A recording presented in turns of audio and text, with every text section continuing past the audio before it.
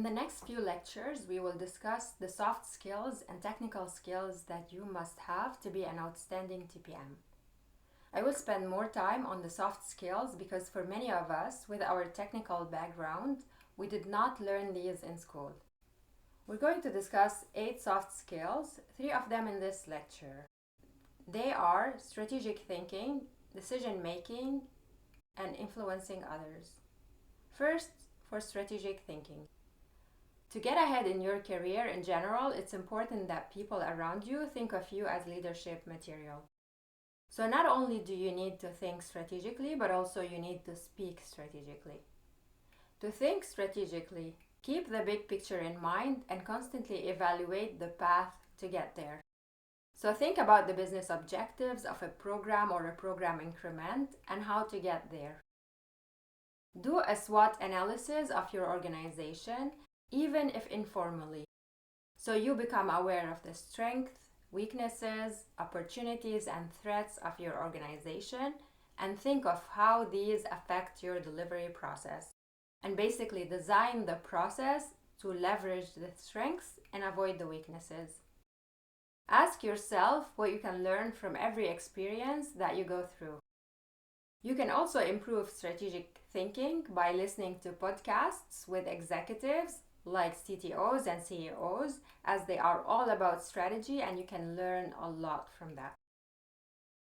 To speak strategically, elevate your perspective instead of focusing on the specifics, describe the broader landscape. Remember, we are connecting the vision to the execution, so we need to be able to speak at both levels. When speaking to higher-ups, always start with the higher level, and if needed, you go one level deeper. Don't provide details unless asked.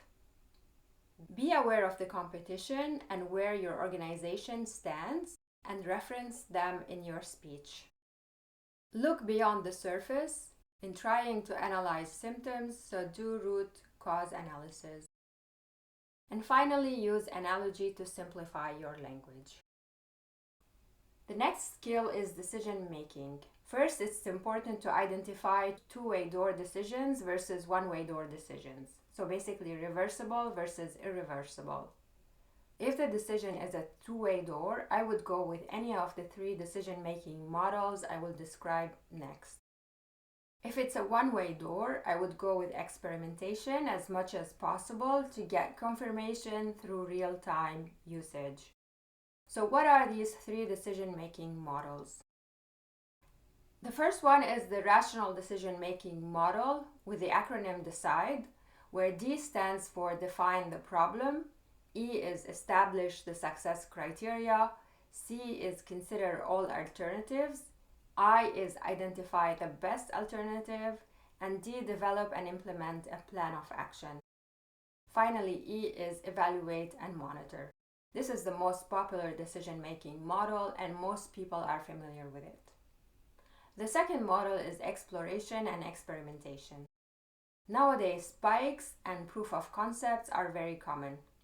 We also have A/B experimentation, which is a mechanism where we expose a new feature to a very small percentage of our daily customers.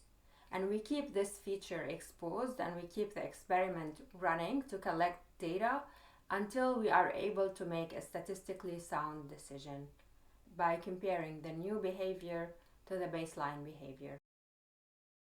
A concrete example is if we move the recommendations box higher up on the shopping cart page, do users or customers add more products to their cart? We can run the experiment with a new placement of the recommendations box for a few weeks and compare the new behavior to the old one and make a decision. And the third decision-making model is the gut feeling.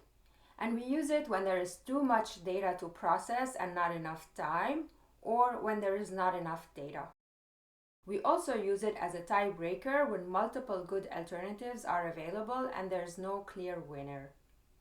When you approach a decision intuitively, your brain works quickly to assess all your memories, your past learnings, your needs and preferences, and makes the wisest decision given the context.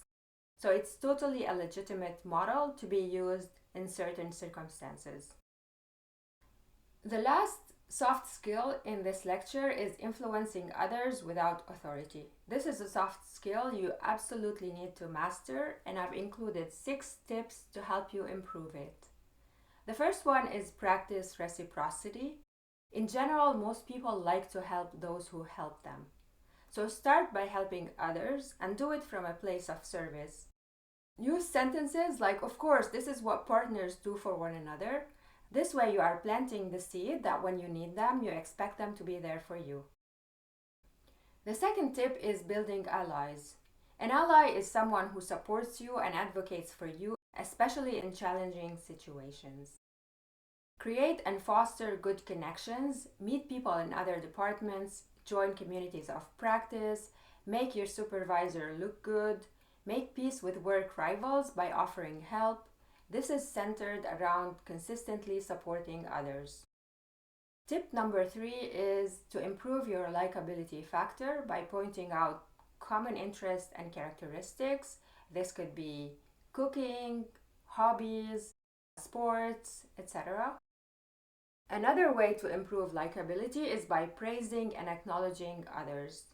What's most important here is that you be genuine and specific. Contextual awareness, this is the ability to select the appropriate time, place, and contributors to a discussion. So be mindful of those parameters as they can impact the decisions of others. And don't try to discuss everything, everywhere, all at once. You also need to acquire credentials and use social proof. This can be accomplished through training and certifications and showcasing your work or where you've been featured to build a reputation.